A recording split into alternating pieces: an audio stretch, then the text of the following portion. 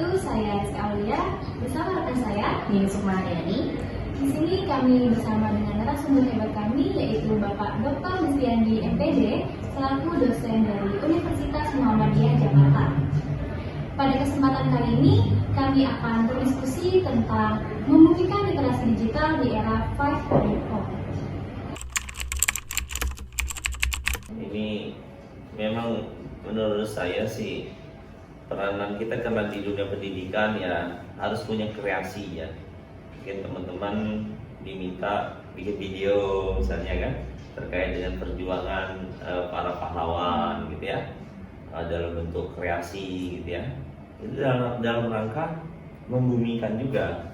Akhirnya mentauladani hal-hal yang baik di dalam kehidupan sehari-hari. Apakah misalnya cinta negara gitu ya, peduli dengan sesama, menyayangi teman, kan otomatis terinternalisasi itu ya, dibumikanlah akhirnya melalui media-media digital yang memang itu disiapkan, dirancang untuk mendukung misalnya pengembangan, membangun karakter baik dari anak-anak. Nah, jangan sampai kalah gitu dengan apa yang disiapkan. Memang ada yang sepertinya ya mau tidak mau lah ya, ada malaikat, ada setan itu ya, ada surga dan neraka itu. Mesti ada saja yang ngajak yang tidak baikan itu. Nah, kita tentu guru atau pendidik yang tentu mengajak beramar ma'ruf gitu ya, mengajak kebaikan dan juga menghindari kemungkaran.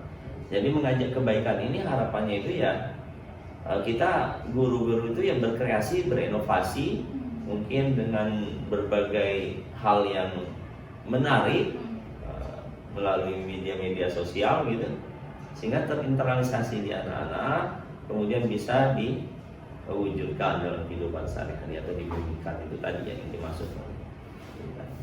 Saya kira itu.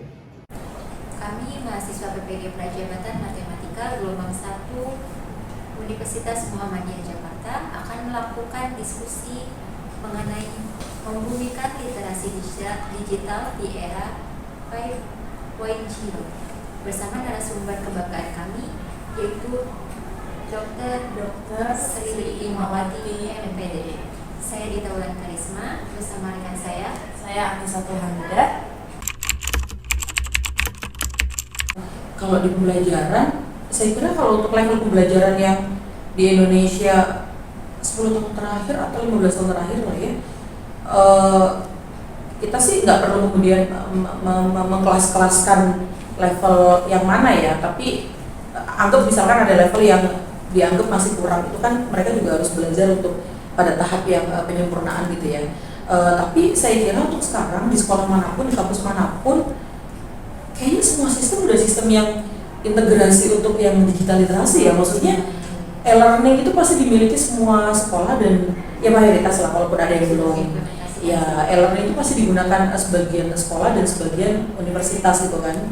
E-learning itu kan kalau misalkan e-learning masih ada kayak part-partnya ya, tapi kalau bicara misalkan di kampus ini aja nih, di UMJ ini kan sudah pakai e-learning yang integratif, yang terpusat dari universitas sampai ke bawah ya, ke fakultas, kemudian ke prodi gitu ya, dan semua dosen, semua mahasiswa, semua termasuk yang teknik tenaga pendidikan juga kan dia menggunakan e-learning ini ya untuk semua sistem gitu ya, dari yang pembimbingan, dari yang pengajaran, dari yang pendampingan, dari kegiatan apapun, dari konsultasi, pokoknya semuanya masuk ke e-learning.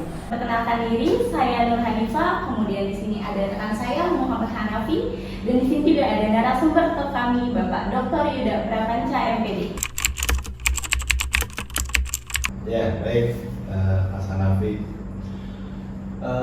Sebelum kita bicara tentang era society 5.0, kita bicara dulu tentang bagaimana perkembangan ilmu pengetahuan dan teknologi. Posisi antara kita dengan teknologi itu saling mengkait. Gitu. Teknologi tanpa kehadiran kita juga ini tidak bisa optimal.